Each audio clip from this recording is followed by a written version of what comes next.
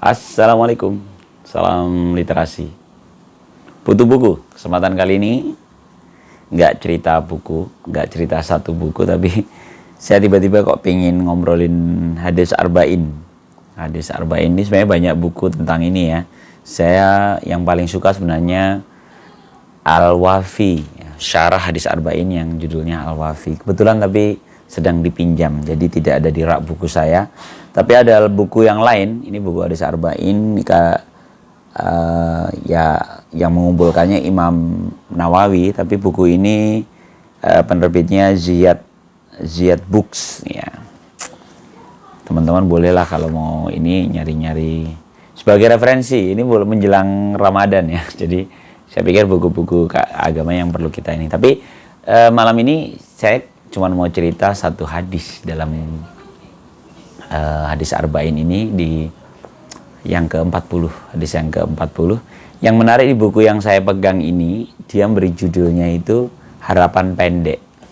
Hadis yang ke-40 itu di judulnya Harapan Pendek. Ini hadis tentang, ini hadis favorit ya, kayaknya sih teman-teman pasti udah sering dengar ya. Jadi di sini dari Abdullah bin Umar ya radhiyallahu anhuma.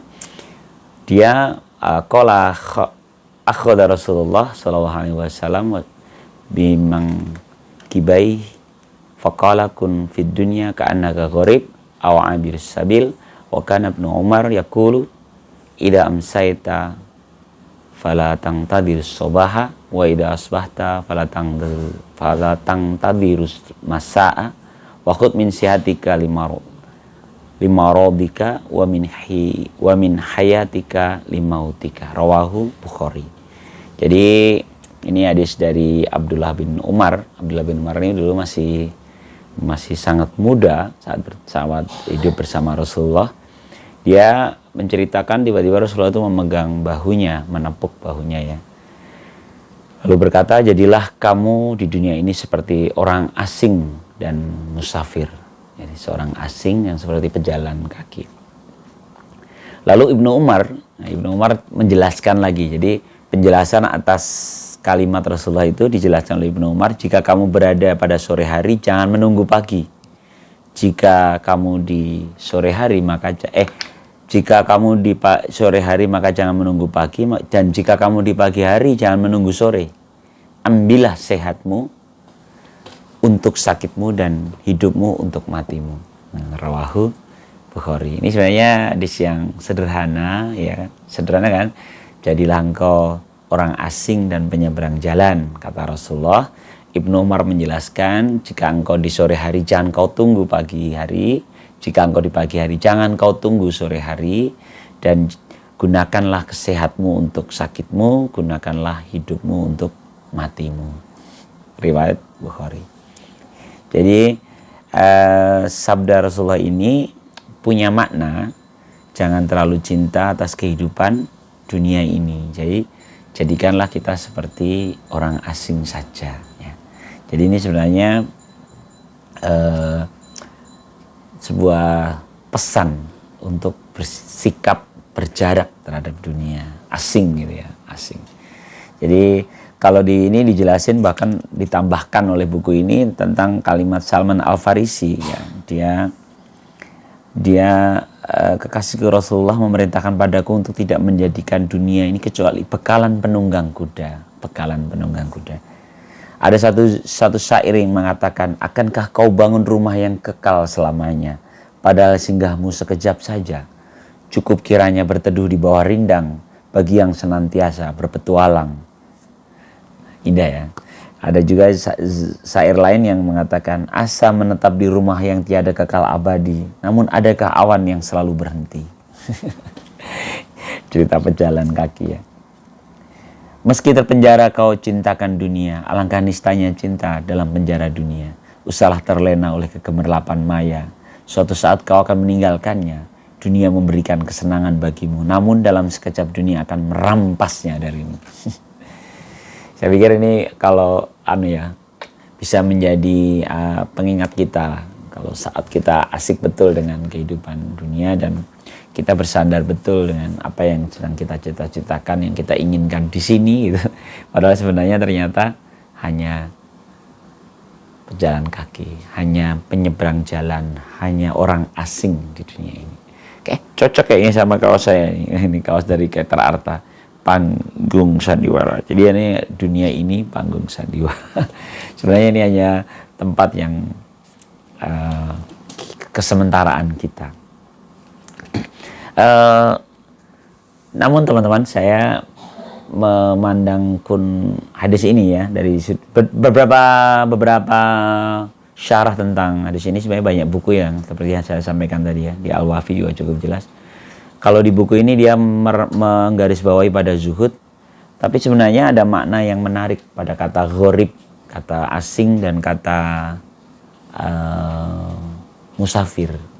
Artinya adalah kita ini selalu dalam proses gitu, dalam perjalanan.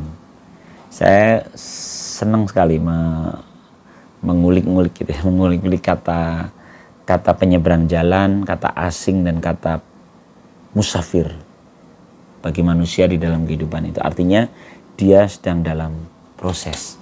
Selain itu, bagaimana kita memandang diri kita, yang artinya kita tentu jadi nggak terlalu membebani diri kita ya, ketika mungkin ngerasa masih banyak yang kurang. Apalagi ini menjelang Ramadan kan katanya bulan muhasabah ya, bulan mengevaluasi. Mungkin hitung-hitungannya kok masih kayak gini ya gitu. Dari tahun ke tahun saya ketemu Ramadan masih gini-gini aja ya.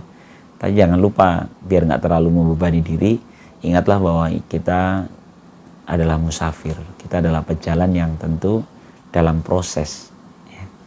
Itu kalau memandang ke diri, sehingga kita tidak membebani diri kita terlalu berlebihan. Namun ketika cara pandang ini kita gunakan untuk memandang orang lain, kita juga akan bisa memahami ketika seorang sedang terpuruk gitu, maka kan dia toh proses, dia akan siapa tahu dia akan menjadi lebih baik. Atau bahkan ketika nanti suatu hari kita menemuin seorang yang berbeda gitu, misalnya dulunya sangat negatif gitu, seorang yang dulunya sangat banyak stigma negatif ya, stigma sosial gitu, misalnya dia itu orang yang buruk perangai, pembohong, atau licik gitu, atau dan sebagainya. Ketika tiba-tiba kita mendapati dia berbaik hati, maka kita akan berprasangka baik, karena memang bagaimanapun juga setiap kita adalah musafir. Kita bisa jadi berubah gitu. Nah, ini kan menjadi cara pandang yang nyaman ya buat kita tidak membebani diri kita terlalu berat. Sementara untuk orang lain kita jadi selalu memberikan ruang bahwa setiap orang itu akan berubah gitu. Kita bisa memaklumi, kita bisa memberikan menyikapi dengan lapang, dengan lebih sabar, dengan lebih terbuka apapun yang diperlakukan orang lain untuk diri kita. Karena toh itu semuanya proses gitu. Bahkan ketika kita dizalimi pun, ya kita bayangkan suatu hari mungkin dia akan menjadi seorang yang sangat baik gitu. Kita nggak tahu. Atau ketika kita sedang bertengkar gitu, atau beradu pendapat gitu, dengan cara pandang hadis ini, kita nggak akan gegabah untuk memberikan stigma negatif kepada seorang, misalnya sesat ya ini yang misalnya, atau karena toh pada akhirnya suatu hari bisa jadi mereka akan berbalik. Jangan-jangan nanti di akhirnya mereka jauh lebih baik dari kita nggak tahu. Nah, itu yang menarik dari kata gharibun maupun gharib maupun abirus sabil ya, abirus sabil. Jadi para orang asing dan orang yang dalam perjalanan. Nah, serunya lagi di sini ada dua lagi kalimat yang menurut saya bisa kita garis bawahi. Tiga kalimat ya. Yang pertama, ketika kamu di sore hari jangan menunggu pagi, ketika di pagi hari jangan menunggu sore. Ini menurut saya ini sebuah kehari-inian gitu, paham kehari-inian. Jadi kita ini ada di hari ini, kita ini di saat ini gitu. Hal-hal yang membuat kita bersedih, menyesal gitu. Penyesalan itu kan ketika kita ada di hari kemarin gitu. Ketika pikiran kita ada di kemarin, ya kita akan mudah menyesal, mudah mudah bersedih hati atas hal-hal yang pernah terjadi dan itu tidak kita inginkan gitu. Kan itu sebenarnya bukan kehari-inian gitu. Begitu juga ketika kita gelisah, khawatir, cemas gitu. Itu kan karena pikiran kita terlalu ke depan, ke esok hari gitu. Padahal diingatkan oleh Ibnu Umar, ini bukan kalimat Rasul kalau ini kalimat Ibnu Umar ya. Ibnu Umar mengingatkan, jika engkau di sore hari jangan kau tunggu pagi hari, jika engkau di pagi hari jangan kau tunggu sore hari. Jadi ya saat ini juga kau selesaikan aja di saat ini. Renungi aja. Kalau di cara pandang meditasi ya, di basis dasar dari yoga dan teman-temannya itu kan ada satu pikiran yang, jika engkau mulai gelisah, jika engkau mulai takut, jika engkau mulai menyesal, sedih, maka fokus ke saat ini. Dan mengapa kamu nggak sibukkan dirimu dengan nafasmu misalnya. Nafas itu kan ada di saat ini. Kalau di meditasi begitu ya. Sehingga ketika kita menikmati nafas yang kita hirup, menikmati nafas yang kita hembuskan gitu, betapa indahnya, betapa nikmatnya gitu. Sehingga kita melupa, misalnya kita mengalami musibah gitu ya, yang membuat kita terpuruk, bersedih, ya down lah gitu ya, pada titik paling dasar.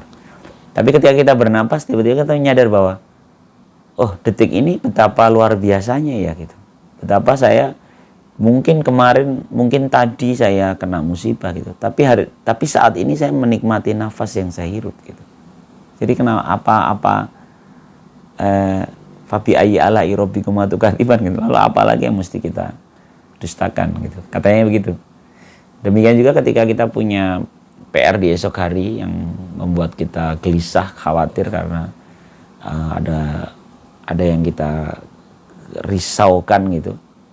Mengapa nggak kau fokus ke nafas yang kamu hirup hari ini dan saat ini, detik ini, maka kita akan menyadari bahwa enak juga ya. Apapun yang terjadi esok hari, saya udah mengalami saat ini dengan sangat nikmat gitu. Saya punya kisah yang mungkin pernah saya sampaikan juga di sini, kisah seorang atasan saya yang pernah dalam satu kasus yang cukup rumit gitu, bahkan dia taruhannya adalah taruhan karir dan kehidupannya gitu. Jika memang masalah itu terjadi gitu ya. Sehingga dia gelisah betul ya, karena jabatan dan karirnya dipertaruhkan. Lalu di malam hari dia qiyamul lail dan berdoa ya, salah satunya itu Rabbi shrah li sadri wa yassir li amri, yang memudahkan masalahku katanya gitu.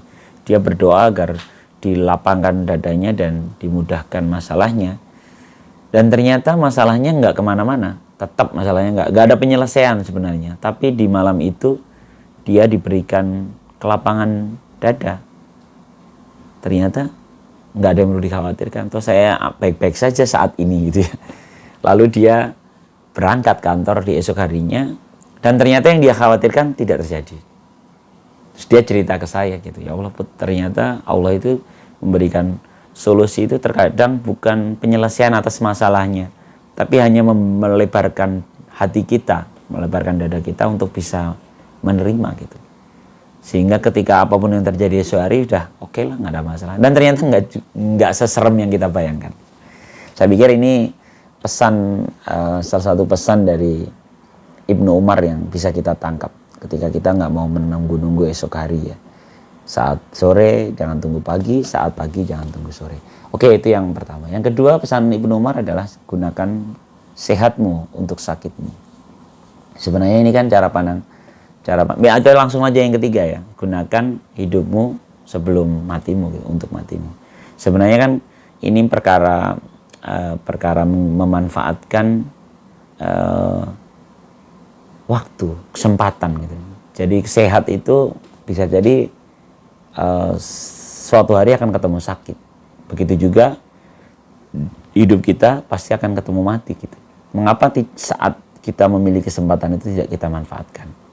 Jadi ada dua pesan yang sebenarnya kalau di hadis yang lain itu kan 5 perkara yang jadiin lagu Raihan itu ya. Ingat 5 perkara sebelum 5 perkara, yang sehat sebelum sakit, lapang sebelum sempit, kaya sebelum miskin, terus kaya sebelum miskin, lapang sebelum miskin, terus mudah sebelum sulit, dan terakhir hidup sebelum mati. Kalau di hadis yang ini Ibnu Umar hanya dua yang dia garis bawahi adalah sehat sebelum sakit dan hidup sebelum mati. Saya pikir ini hadis ke-40 ini hadis yang menarik, dan tadi di buku yang saya pegang saat ini justru memberikan judul harapan pendek. Jadi jangan terlalu tulul amal, jangan terlalu berpanjang-panjang angan-angan. Ya mungkin itu ya. Ini sekali-kali mungkin kayaknya akan kita isi putu buku di jelang-jelang Ramadan ini ngomongin hadis atau satu ayat yang ada di satu buku yang mungkin kita coba hubungkan dengan kehidupan sehari-hari sehingga kita bisa mendapatkan ibrohnya. Salam literasi. Assalamualaikum warahmatullahi wabarakatuh.